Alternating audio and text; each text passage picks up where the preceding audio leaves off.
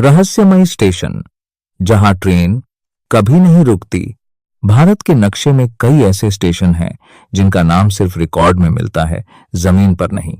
लेकिन उत्तर भारत के एक घने जंगल के बीच बसा नवरंगपुर स्टेशन ऐसा स्टेशन था जो मौजूद होकर भी जैसे अस्तित्व से बाहर था।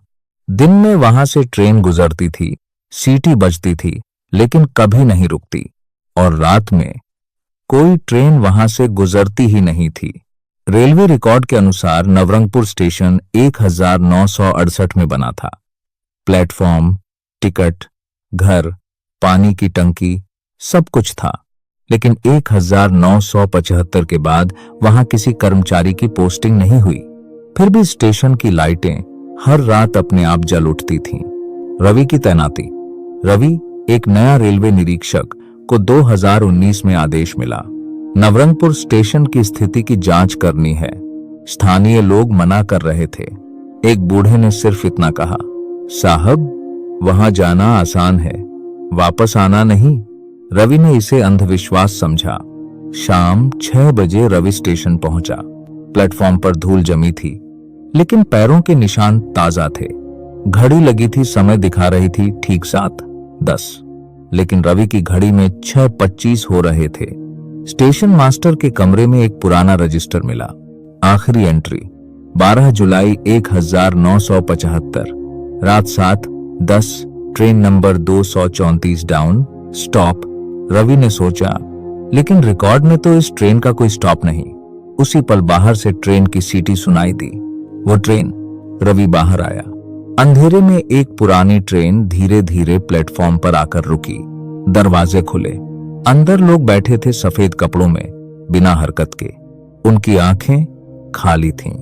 एक आदमी उतरा और बोला, स्टेशन मास्टर कहाँ है? रवि का गला सूख गया। ये स्टेशन बंद है। लेकिन वो आदमी मुस्कुराया। 1975 में भी यही कहा गया था। रवि को याद आया, 12 जुलाई 1975 की रात इसी स्टेशन पर एक ट्रेन दुर्घटना हुई थी। सरकारी लापरवाही के कारण हादसे को दबा दिया गया। मृतकों को कभी आधिकारिक तौर पर मृत घोषित नहीं किया गया। नवरंगपुर स्टेशन पर समय वहीं रुक गया था 7:10 पर। जब तक कोई अधिकारी आकर सच स्वीकार नहीं करता, वो ट्रेन हर रात आती रहती। रवि ने कांपते हाथों से मोबाइल निकाला। नेटवर्क नहीं था।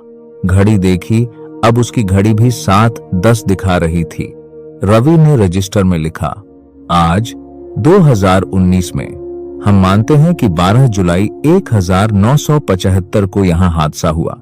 मृतकों को न्याय मिले। जैसे ही उसने कलम रखी, स्टेशन की लाइटें बुझ गईं। ट्रेन धीरे धीरे धुएं में बदल गई। सुबह रवि जंगल के बाहर बेहोश मिला। उसकी घड़ी खराब थी, हमेशा 7:10 दिखाती। रेलवे ने स्टेशन को आधिकारिक तौर पर हमेशा के लिए बंद घोषित कर दिया। लेकिन आज भी जो ट्रेन रात में उस जंगल के पास से गुजरती है, उसकी सीटी अपने आप बज जाती है। क्योंकि कुछ जगहें डरावनी नहीं होती, वो सिर्फ इंसाफ मांगती हैं।